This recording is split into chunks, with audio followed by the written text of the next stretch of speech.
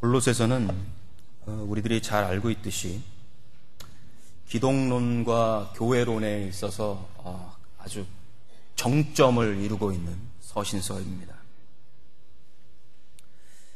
1절에서부터 8절까지 다른 서신서와 마찬가지로 사도 바울은 골로새 교회에게 일반적인 인사를 나눕니다. 일반적인 인사를 나누고 9절에서부터 23절까지에서는 그리스도와 교회에 대해서 아주 짧게 설명을 해줍니다.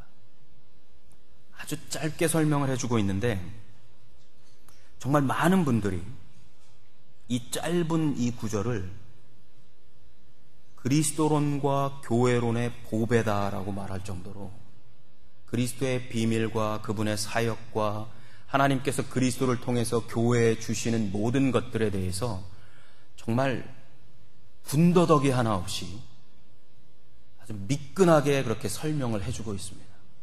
그래서 9절에서부터 23절을 읽으면 그리스도가 바로 이러한 분이셨구나, 교회가 바로 이것이었구나를 우리는 깊이 있게 묵상할 수가 있습니다. 어떻게 보면 정말 아주 좀 더 길게 이렇게 설명을 해야 될 부분인데도 불구하고 사도 바울은 23절에서 과감하게 탁 커트를 해버리고요, 24절에서 갑자기 패러그래프를 바꿉니다. 그러면서 나는 이제 갑자기 그리스도와 교회에 대해서 아주 너무너무 멋있는 그림을 쭉 그려나가고 있어가지고 듣는 사람으로 하여금 도대체 사도 바울이 무슨 말을 하고 싶어 할까 하고 있는데 갑자기 사도 바울은 그 구절을 탁 끊고 나는 이제 라고 표현을 해버려요. 문제는 나는은 사도 바울인 것을 우리는 다 압니다. 이제가 뭐냐예요. 이 서신서를 받고 있는 골로새 교회가 이 서신서를 받을 때 나는 이제라고 사도 바울이 말할 때 이제? 사도 바울이 왜 이제라는 말을 썼을까? 사도 바울은 지금 감옥에 있는데 사도행전 28장까지의 전체 내용을 읽어보면 지금 사도 바울이 말하고 있는 이 이제라는 요 시간은 사도 바울이 모든 여행을 다 마치고 3차 선교 여행을 다 마치고 이제 예루살렘을 거쳐서 예루살렘에서 붙잡히고 포로가 되어서 로마까지 압송이 됩니다. 그 내용이 28장까지의 내용입니다. 그리고 로마에 압송이 되어서 셋방의 감금이 되었다라고 하면서 끝나버립니다. 그리고 그곳에서 많은 사람들과 복음에 대해서 디스커션을 나누고 있음을 이야기하면서 사도행전이 딱 끝나버립니다. 우리가 교회사를 훑어보면 바로 그 로마에 도착한 이후에 약 2년 동안 사도 바울은 이 감금되었던 조그만 셋방에서 셋집에서 2년여 동안 있었던 것으로 우리가 알 수 있습니다. 그 2년여 동안에 약 한 거의 1년 반이 넘은 마지막 시간대에 사도 바울이 3개의 서신서를 씁니다.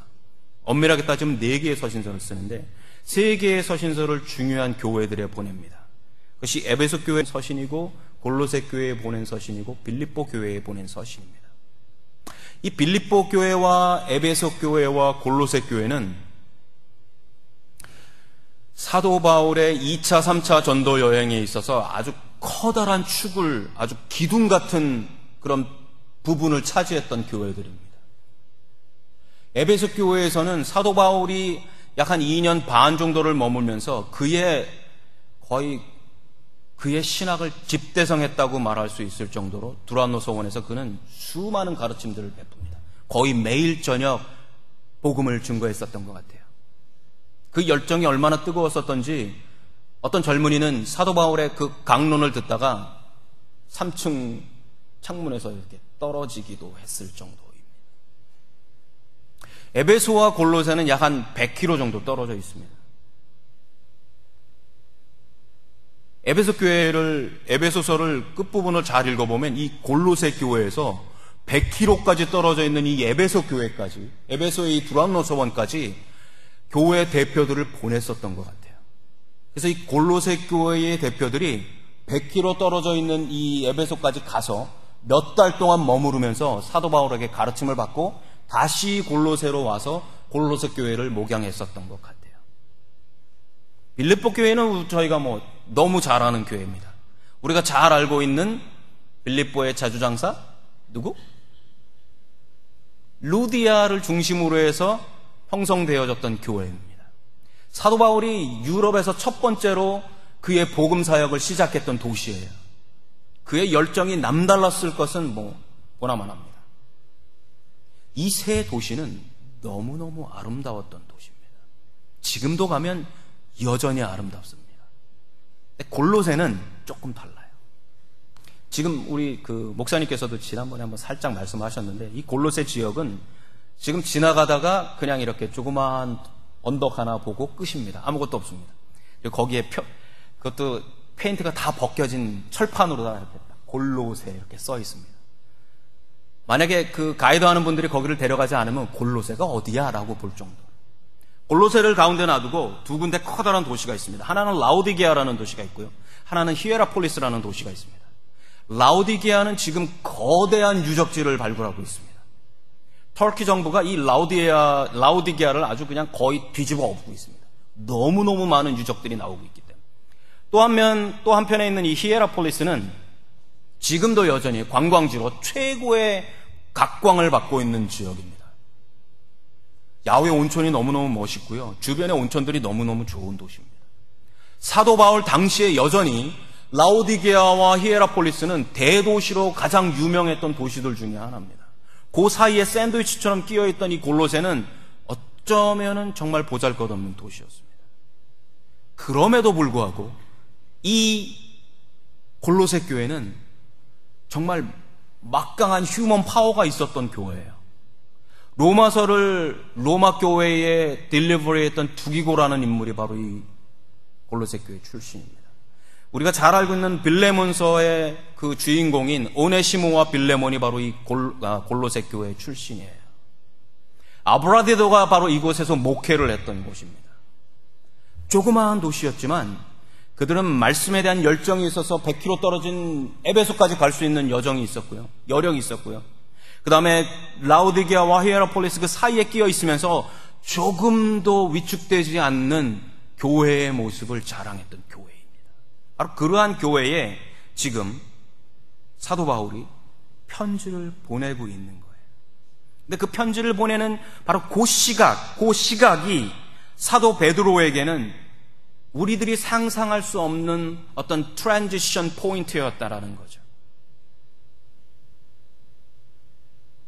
사도행전 21장에 가면은 사도 바울이 이런 표현을 씁니다.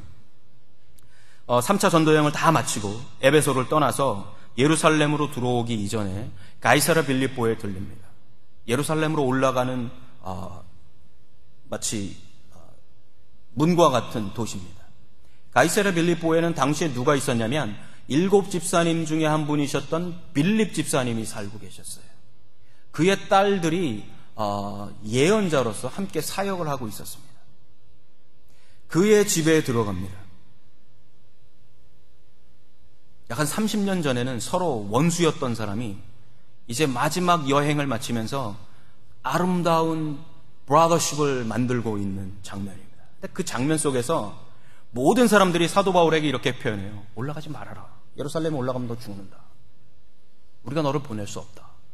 그때 사도 바울이 이렇게 표현해요. 나는 주 예수의 이름을 위하여 결박당할 뿐만 아니라 예루살렘에서 죽을 것도 각오하였노라. 이렇게 표현을 해요. 집사님 빌립을 비롯해서 그 주변에 같은 형제들이 사도 바울을 막지를 못합니다. 그는 예루살렘으로 올라갔고요. 그들의 예언처럼 사도 바울은 예루살렘에서 수많은 고초를 당하고 결국은 포박이 되고 예루살렘으로 로마로 압송이 되게 됩니다. 하지만 나중에 23장에 가면은 사도 바울이 이런 표현을 해요.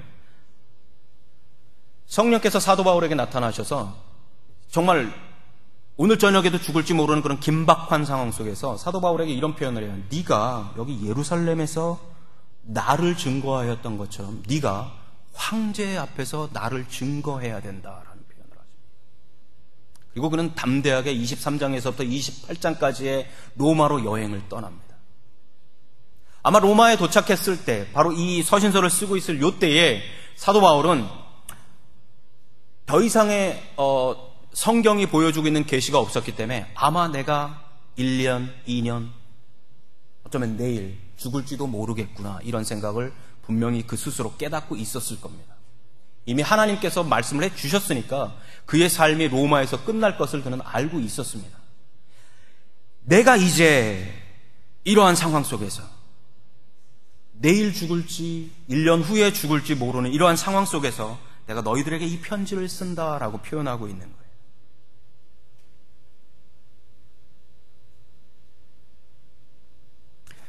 단순하게 여러분, 사도 바울이 감옥에 갇혀 있었으니까 힘들었겠구나. 오늘 구절을 읽으면서 내가 이제 너희를 위하여 받는 괴로움을 기뻐하고 그리스도의 남은 고난을 그의 몸된 교회를 위해 내 육체에 채우노라, 이렇게 말했을 때 이 사람이 정말 힘든 선교 여행을 했고 정말 고난의 길을 걸었구나 하고 그냥 우리는 치부해버리고 끝나버릴 수도 있습니다. 하지만 저의 포인트는 조금 다릅니다. 사실 로마에 있는 이 2년여 동안이 사도 바울이 예수 그리스도를 만나고 나서 가장 육신적으로는 편했을 때입니다, 여러분. 이 기간 동안엔 누구에게 맞지도 않았고요. 이 기간 동안에는 힘들게 사막을 걸어 다닐 필요도 없었습니다. 자기가 복음을 전해야 할 사람들이 자기에게 왔었어요. 그러니까 그 사람들과 집에서 그냥 같이 나누기만 하면 되는 상황입니다. 제자들이 먼 곳에서부터 그를 찾아서 옵니다. 자신이 가야 할 필요가 없었던 거예요. 우리가 그의 서신서에서 많이 보듯이 고린도 교회를 위해서 그냥 피땀 흘리며 기도하고 그것을 가기 위해서 애쓰고 거기를 가기 위해서 수많은 역경들을 건너간 것이 아니라 그곳에서 다 사람들이 왔어요. 그러니까 사실 육체적으로는 그는 참 편했습니다, 여러분. 그럼에도 불구하고 그가 지금 아주 좀 약간 역설적으로 내가 지금 이곳에서 내 육체에다가 그리스도의 남은 고난을 채운다라고 표현을 하고 있어요.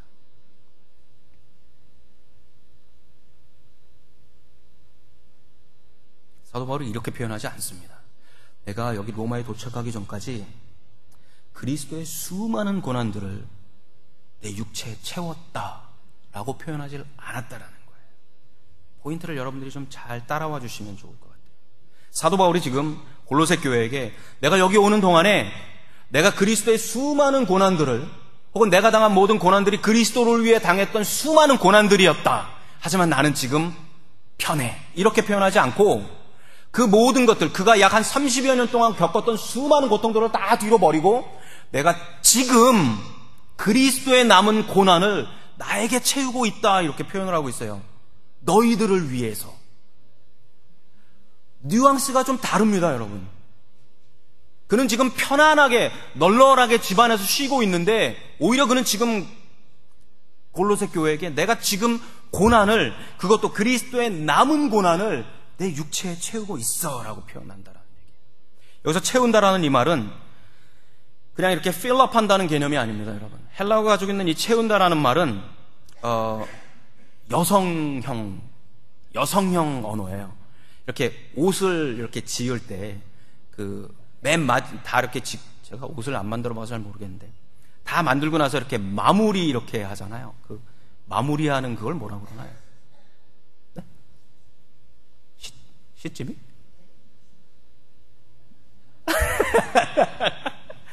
어쨌거나 그 마무리할 그 옷을 마지막으로 내가 입기 바로 직전에 마무리하는 작업을 할 때 요 채운다라는 단어를 써요. 그러니까 무슨 마감하는 거예요. 지금 옷을 만들면서 뭐라 그러지? 가봉한다고 그러나? 가봉이라고 그러나요? 네. 이렇게 남자들 양복 맞추면 마지막에 가지고 이렇게 다 맞추잖아요. 그리고 이제 뭐 제대로 됐나 안 됐나 확인하고. 죄송합니다. 제가 옆으로 빠졌네. 어쨌거나 그런 일을 할 때에 사용되었던 단어예요. 그러니까 끝내고 있다라는 단어예요. 이제 완전히 뭘 위해서? 새로운 완성품을 위해서 내가 뭔가를 끝내고 있다라고 말할 때 사용했던 단어가 이 채운다라는 단어예요. 따라서 지금 내일 죽을지 모레 죽을지 모르는 이 사도 바울이 내가 지금 뭔가 완성품을 위해서 오늘 지금 이 자리 이 시간에 뭔가를 마무리하고 있어. 말이 안 되는 소리예요, 여러분.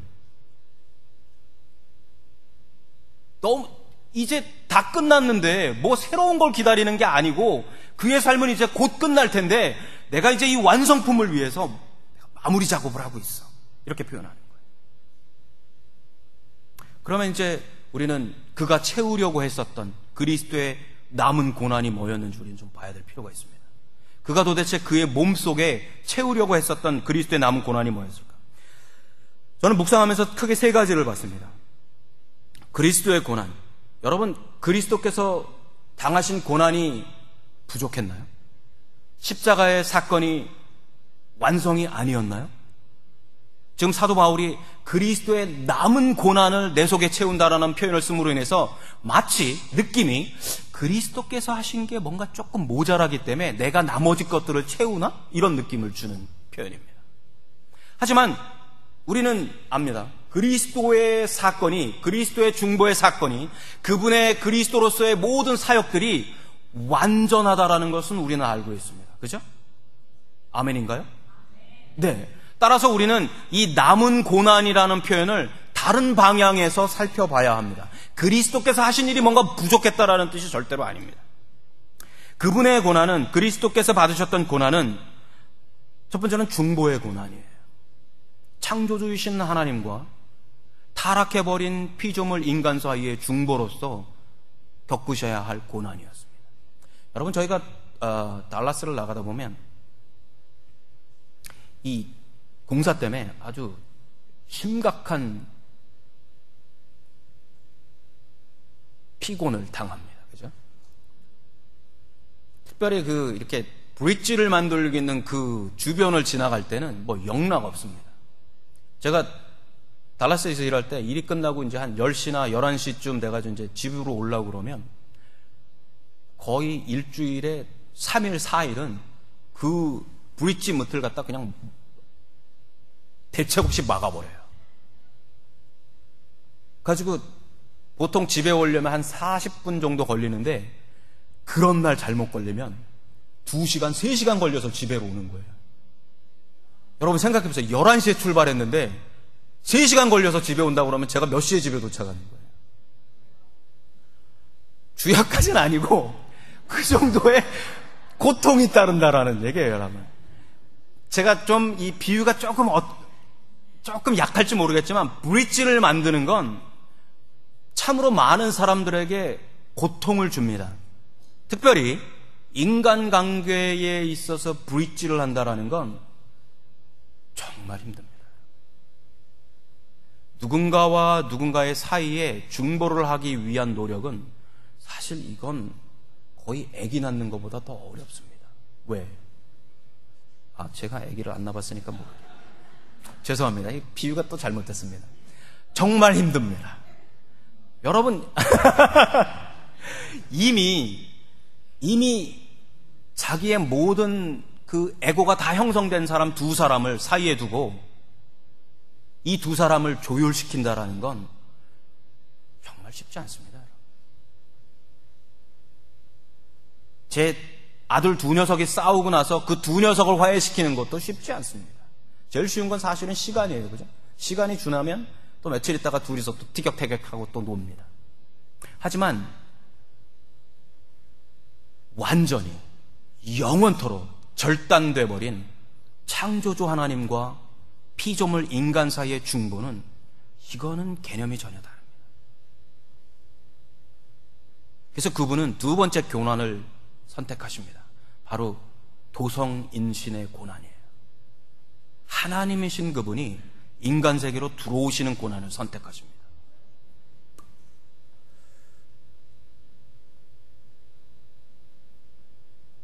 에베소서는 예수님의 이 고난을 가리켜서 이렇게 표현을 해요. 그는 하나님과 동등됨을 취할 것으로 여기지 아니하시고, 하나님이신 분이 하나님이시기를 포기하고 내려오셨다라는 사건이죠. 내가 사람이기를 포기하고 돼지우리에 가서 산다라는 것과 별반 다를 게 없는 상황입니다.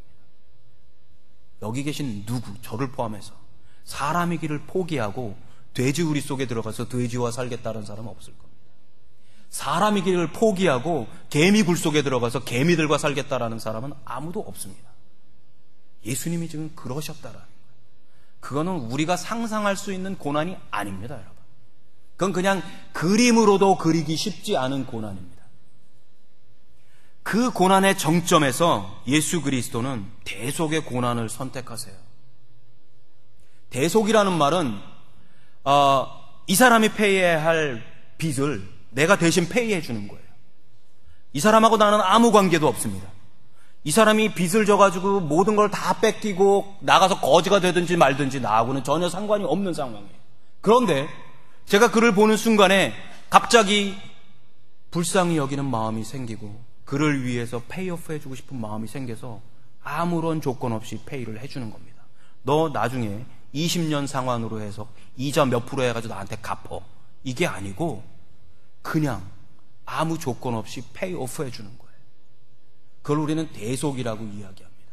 그 페이오프를 위해서 그분은 우리의 주님 예수 그리스도는 우리가 상상할 수 없는 육체적인 고통과 정신적인 고통을 당하십니다. 그리고 십자가에 돌아가시고 다시 우리들을 위해서 부활하십니다. 이 세 가지 고난, 여기에 세 가지 고난이 캐테고리가 다 다르지만 한 가지는 공통점이 있습니다, 여러분. 이 세 가지 고난을 가능하게 했던 하나의 공통점이 바로 불쌍하게 여긴다라는 거예요. 불쌍하게 여긴다라는 거예요. 예수 그리스도의 남은 고난, 그분께서 예수 그리스도께서 자신의 몸으로 다 때우셨던 그 고난을 넘어선 불쌍히 여기는 그 마음이 사도 바울에게 남아있었던 거예요. 로마까지의 모든 여행을 통해서 그는 예수 그리스도의 남은 고난, 바로 그 불쌍히 여기는 마음을 가진 것 같아요. 여러분, 불쌍히 여기는 마음을 갖는 건 쉽지 않습니다. 제가 못돼서 그런지 모르겠지만 불쌍히 여기는 마음을 갖는 건 정말 쉽지 않습니다, 여러분. 제가 저희 아내한테 가장 많이 혼나는 부분 중에 하나가 그거예요. 아이들을 뭐 이렇게 나무라고 그러면 제발 좀 애들 불쌍히 좀 여겨라 이래요. 제발 불쌍히 좀 여겨라 그래요. 그 마음이 와닿는 부모들은 사실 그렇게 많지 않습니다. 제가 단언하건대.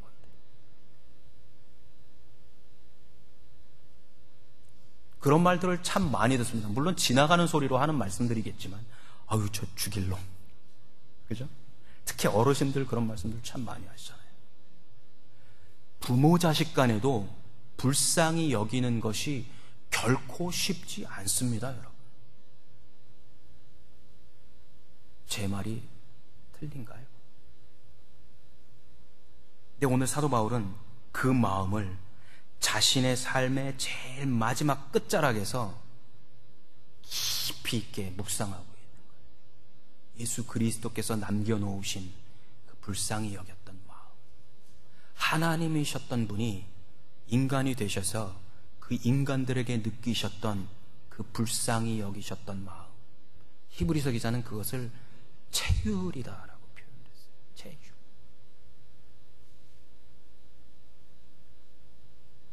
전혀 동등하지 않은 상황 속에서 정말 높은 하늘 위에서 내려다보면서 그들의 아픔을 몸으로 느끼는 것, 이것이 바로 체휼이에요. 내가 그것을 똑같은 상황을 경험해서 느끼는 그런 불쌍함이 아니라 그냥 원초적으로 본능적으로 느끼는 그 마음이에요. 사람들을 향해서, 죄인들을 향해서 보이셨던 그 마음, 그게 사도 바울이 지금 마지막 인생의 마지막 자리에서 교회들을 향해서 가졌던 마음이에요. 위대한 마음이다라고 저는 생각이 되어집니다.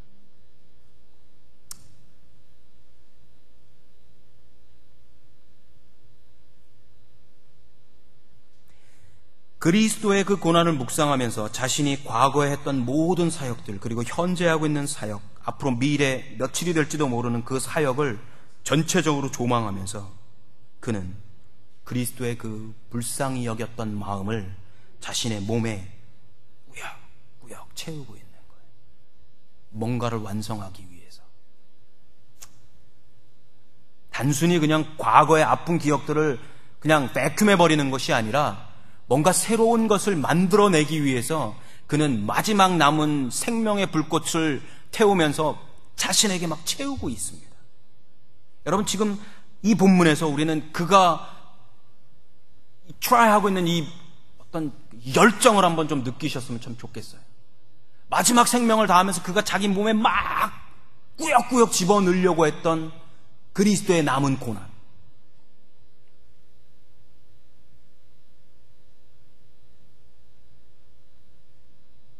이 부분에서는 저는 바울을 사도라고 부르고 싶지가 않아요.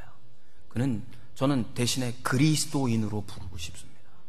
그는 단순히 사도로서 사도였기 때문에, 목사였기 때문에 그러는 것이 아니라 정말 그리스도를 몸으로 알고 삶 속에서 알았던 사람이었기 때문에 그리스도의 진정한 고난이 뭐였는지를 그의 삶 속에서 느끼고 그것을 그리스도인으로서 다시 또 다른 그리스도인들에게, 그의 후배 그리스도인들에게 보여주고 싶어하는 그의 마음이 본문에서 읽혀져야 된다라고 저는 믿습니다.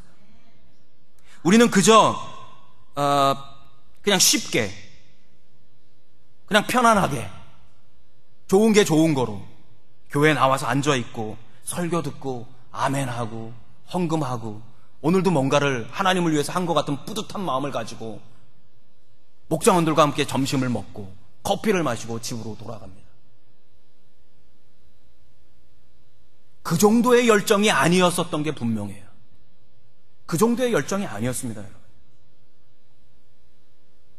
그래서 나의 이익만 조금 더 챙기고 내 이름만 조금 남으면 그냥 everything's fine.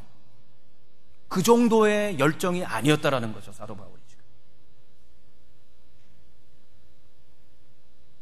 어쩌면 단순한 경제 이론이었지만 그것은 거의 수십 년 동안 진리로 받아들여지고 있는 경제 이론이 하나가 있습니다. 가장 적은 투자로 가장 커다란 이익을 남긴다.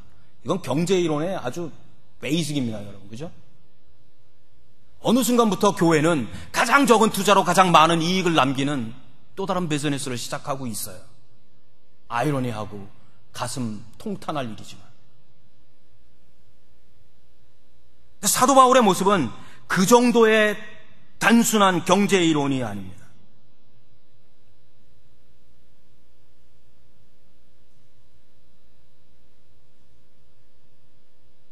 내가 해야 될 것들은 하지도 않으면서 뭔가 나에게 떨어지는 고물을 고대하고 있는, 기다리고 있는 우리의 모습들.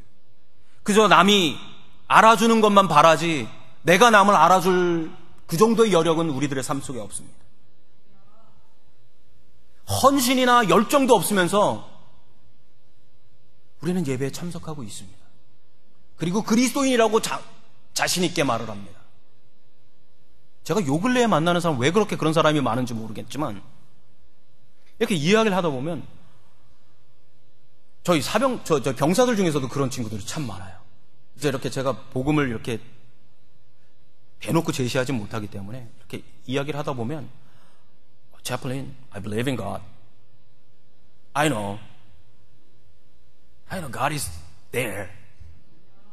근데 교회 안 나가. 예수 그리스도 믿지 않아. 성경도 읽지 않아. 살아가는 모습은 똑같아.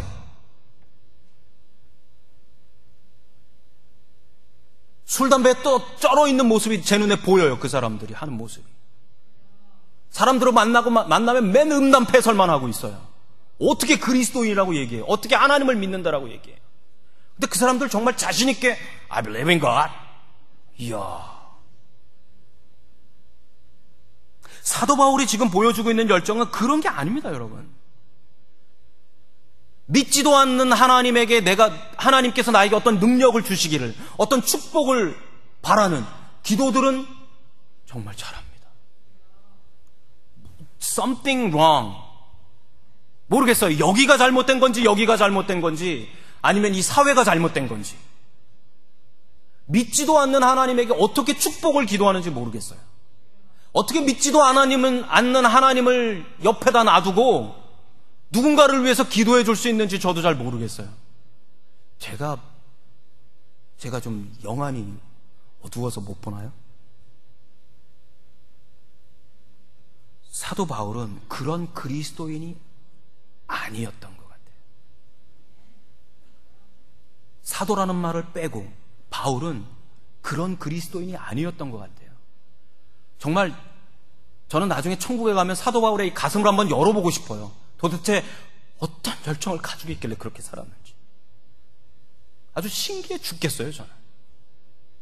키도 짜리몽땅했던 사람입니다. 대머리였던 사람이에요. 맨날 눈에는 눈곱이 덕지덕지 끼어있던 사람이라고 그래요. 볼품 없었던 사람인데 도대체 어떻게 그의 심장 속에는 그런 열정이 있었는지 모르겠어요. 아주 신묘막측합니다. 저는 몇 번에 걸쳐서 하늘을 걷는 그리스도인이라는 주제로 말씀을 나눴던 적이 있습니다. 하늘을 걷는 그리스도인. 어느 순간부터 저는 이 주제가 제 삶의 어떤 그 깃발처럼 있습니다. 하늘을 걷는 그리스도인. 배가 고프면 우리는 어떤 욕망을 느낍니다. 그죠? 벌써 꼬르륵 하는 소리부터 시작해서 뭐 다들 그러실지 모르겠지만 저 같은 경우는 벌써 배가 고프고 꼬르륵 시작이 되면은 손발이 떨리기 시작합니다. 다리에 무릎에 힘이 하나도 없어가지고 서 있기도 막 힘들 정도. 제가 짜증내는 몇 가지 이유가 있는데 제가 짜증났을 때 저희 아내가 제일 먼저 체크하는 게 이거예요. 밥 먹었어? 이거예요.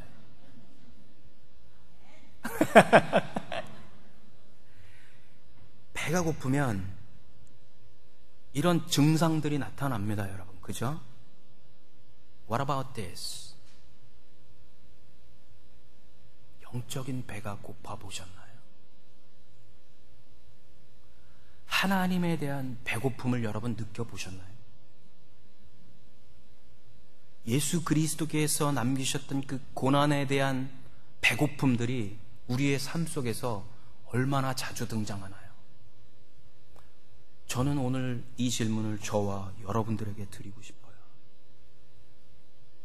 내 영이 배고파서 목말라서 허덕거리는 그런 느낌 여러분 언제 가져보셨어요? 우리 너무 바빠요, 그죠? 너무 할 것도 많아요. 하지만 배고프면 못하잖아요. 배고프면 못하잖아요, 그죠? 근데 왜 우리는 영적인 삶에서는 배고픔을 못 느낄까요? 저부터 시작해서. 여러분 오늘의 말씀을 다시 한번 잘 묵상해 보시길 바라요. 파워포인트 한번 줘보시겠어요? 사도 바울이 이렇게 표현합니다. 나는 채우노라. 뭘 채워요? 그리스도의 고난을 채우노라 이렇게 표현하고 있어요. 채운다라는 말, 즉 마무리하고 있다라는 말이라고 제가 말씀드렸습니다. 무엇인가를 마무리하고 있어요. 그리스도의 고난으로 그는 지금 그의 삶을 마무리하고 있습니다. 죽음의 순간에서도 그는 그리스도를 향한 열정에 끓고 있는 모습이에요. 삶의 끝자락에서조차 바울은 그리스도께서 주신 삶의 목표를 향해 다름박질하고 있습니다.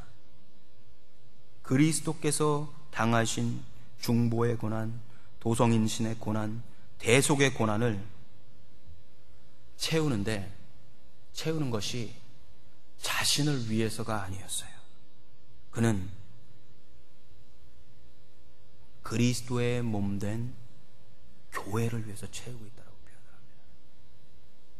그 불쌍히 여기는 마음이 자신을 위한 것이 아니라 자신의 얼마 남지 않은 삶이 아니라 자신이 지옥 갈지 천국 갈지 몰라서 하는 것이 아니라 여전히 그의 뒤에 남겨져 있을 교회들을 향해서 자신의 몸속에 채우고 있다라고 표현하고 있어요. 그 교회가 그리스도의 몸된 교회다라고 표현을 하고 있습니다. 그것이 골로새 교회였고요, 그것이 빌립보 교회였고요, 그것이 라우디게아 교회였고, 그것이 빛과 소금의 교회여야 합니다, 여러분. 자신의 몸에 채우고 있습니다. 더구나 바울은 그 고난을 아이러니하게 힘들어, 나 너무 힘들어 이 고난 때문에 이러지 않고 내가 기뻐한다라고 표현하고 있어요. 기뻐한다. 말이 안 되는 소리를 이분이 참 잘하시는 것 같아요. 그죠? 기뻐한다라고 말하고 있어요. 이 모든 기쁨을 위해 자신의 몸에 채우고 있다라고 표현을 합니다. 더군다나 그가 채우고 있는 이 고난, 그리스도의 고난이 아직도 남아있다라고 표현을 합니다. 그 남아있는 숙제는 사도 바울 이후에 모든 성도들에게도 동일합니다. 저를 비롯해서 우리 모두에게, 목사인 제가 아니라 그리스도인인 우리 모두에게 남아있는 똑같은 고난입니다. 여러분, 성경에 수많은 믿음의 조상들이 있습니다. 2000년 기독교 역사 속에서 우리는 수많은 믿음의 선배들을 보아왔습니다. 들어왔습니다. 그들 중 누구도 대충 삶을 살았던 사람은 없습니다, 여러분. 그저 땅만 밟으면서 살았던 사람들이 아닙니다. 그들의 몸은, 그들의 발은 땅을 밟고 있으면서 동시에 하늘 또한 밟고 살았던 사람들입니다. 아주 신기할 정도로 그들은 하늘도 밟고 땅도 밟고 살았던 사람들입니다. 하늘에 열정이 있었던 사람들이에요. 하늘에 대한 열정이 있었던 사람들이에요. 창조주를 열망하고 예수 그리스도를 고대하고 창조주 하나님을 아버지라고 부르는 열정이 정말 그 마음속에서 떠나지 않았던 사람들. 나아가서 하늘에 계신 그 아버지의 뜻을 땅에서 이루기 위해서 그 열정을 불태웠던 사람들이에요. 여러분, 주기도문 기억나시나요? 뜻이 하늘에서 이루어진 것 같이 땅에서도 이루어지이다. 그것을 위해서 이들은 자신들의 열정을 불태웠던 거예요. 자신의 모든 삶을 여전히 열심히 살아가면서 하늘의 뜻을 땅에다가 이루기 위해서 또 열심히 살아가는 겁니다. 그리스도의 고난에 동참했었던 사람들입니다. 그들의 몸속에 채워넣었던 사람들입니다. 그들이 왔던 원래의 본향, 하나님의 나라, 그곳을 소망하면서 살았던 사람들입니다. 오늘 우리는 그 많은 사람들 중에 사도 바울의 인생 끝자락을 잠깐 묵상을 했습니다, 여러분. 마지막 순간까지 그는 겉모습은 노쇠해 있지만 열정적으로 하늘을 걸어가고, 하늘을 걸어가면서 동시에 그리스도에 남아있는 고난을 자신의 몸속에 채웠던 그리스도인이었습니다. 단순히 사도가 아니라 그리스도인이었습니다. 여러분, 우리 하늘을 걸어야 됩니다. 그리스도의 남은 고난을 어떤 내 기쁨이나 내 이름을 위해서가 아니라 바로 내 옆에 앉아있는 연약한 자들, 그들을 위해서 불태워야 할 우리들입니다. 한번 여러분, 우리 그런 열정을 좀 가져보면 안 될까요? 그런 열정, 하늘에 대한 열정, 예수 그리스도께서 남기셨던 그 중보의 도성인 신의 또 대속의 그 고난들을 우리들의 삶 속에 한번 좀 이렇게 접목시킬 수 없을까요? 그렇게 해서 그리스도인 바울처럼 정말 그리스도인답게 한번 이렇게 살아보면 어떨까요? 여러분, 성경을 묵상할 때마다 만나는 그 많은 사람들, 그들의 삶을 좀 이렇게 잘 조명해 보시기 바랍니다. 단순히 그냥 아브라함이 이렇게 했대, 아브라함이 100살에 아들을 낳았대, 야 좋겠다. 다윗이 왕이 됐대. 걔 원래 목동이었는데 왕이 됐대. 야, 나도 하나님 믿으면은 이렇게 도깨비 방망이가 터질까? 이런 거 말고 그들의 삶을 정말 조명해 보잔 말이죠. 그들은 그냥 성경에 나와 있는 인물들은 단순히 무릎만 꿇고 기도했었던 사람들이 아닙니다. 그들의 삶 속에서 정말 최선을 다했던 사람들이고 그 결과들을 그의 자손들에게 자신 있게 넘겨주었던 사람들입니다. 그러면서 동시에 하늘을 걸었던 사람들이라니까요. 수많은 삶의 어려움들과 어쩌면 전쟁 같은 상황들이 그들의 삶 속에 닥쳤을지 모르지만 그들은 단 한 번도 하나님에 대한, 하나님의 나라에 대한 소망을, 또 그 소망에 대한 열정들을 한 번도 포기하지 않았던 사람들이었다라는 것이 성경의 기록입니다, 여러분.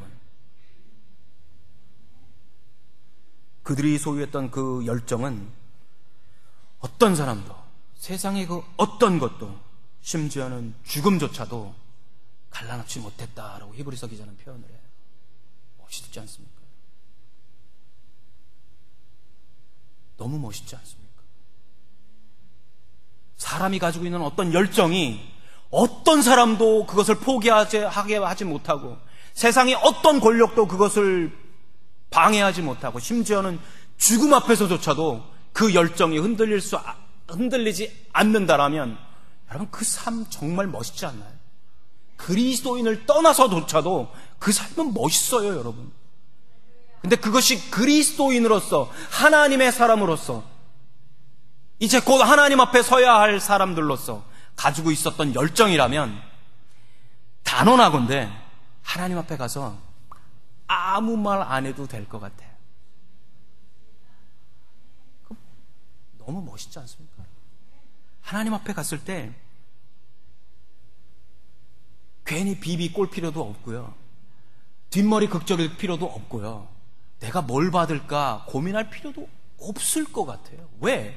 그 열정을 하나님께서 느끼시니까, 우리의 삶 속에서 느끼셨고, 우리가 하나님 앞에 섰을 때 그 열정들을 그냥 눈처럼 보고 계시니까.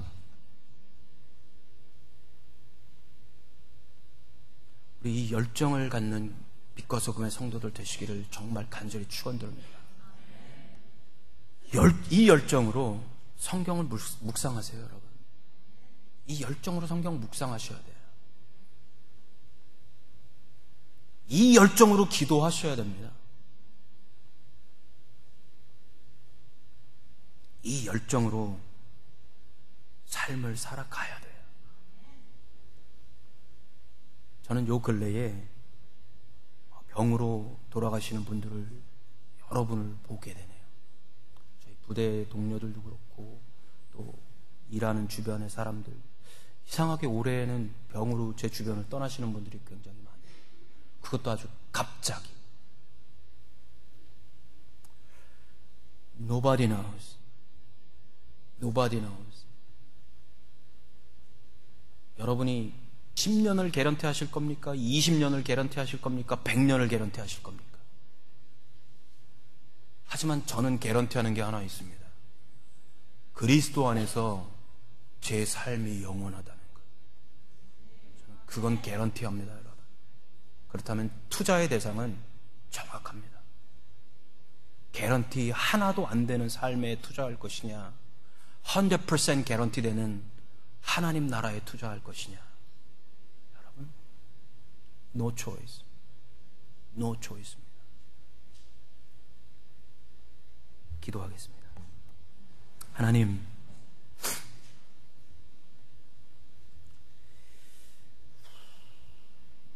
감히 그리스도인 바울이 가졌던 그 열정을 꿈꿔봅니다. 저희들은 어쩔 때는 하나님께서 부르실까봐 부들부들 떨고 있는데, 오늘 저희들 감히 그 그리스도의 열정을, 남은 고난을 꿈꿔봅니다. 하나님, 우리들의 삶 속에서 그렇게 하나님의 나라를 향한 열정을 꿈꿔봅니다. 그저 땅만 밟고 땅만 쳐다보면서 그 속에서 스트러글링하는 우리들의 모습이 아니라, 비록 전쟁과 같은 상황이 우리를 압박할지라도 영원하신 하나님의 나라를 소망하며 예수 그리스도의 남은 고난을 내 육체 속에 채우려는 열정을 꿈꿔봅니다. 하나님, 하나님, 저희들의 꿈속에 은혜 더하여 주시옵소서. 저희들의 그 꿈속에 하나님 복 내려주시기를 간절히 기도합니다. 하나님, 그저 보이는 육신적인, 육체적인, 물질적인 커다란 덩어리들이 아니라 하나님의 그 마음, 예수 그리스도의 그 마음, 그 열정, 그것들을 저희들에게 부어 주시옵소서. 그것이 우리들의 복됨을 고백합니다. 그것이 정말 하나님께로부터 와야 할 복임을 고백합니다. 하나님, 저희들이 그 복을 누리며 살게 하시고, 그 복을 인하여 하나님 앞에 섰을 때에 참으로 말이 필요 없는 그러한 우리들의 영원한 삶 되게 하여 주시옵소서. 그 하나님을 고대합니다. 예수 그리스도의 이름으로 기도드렸습니다.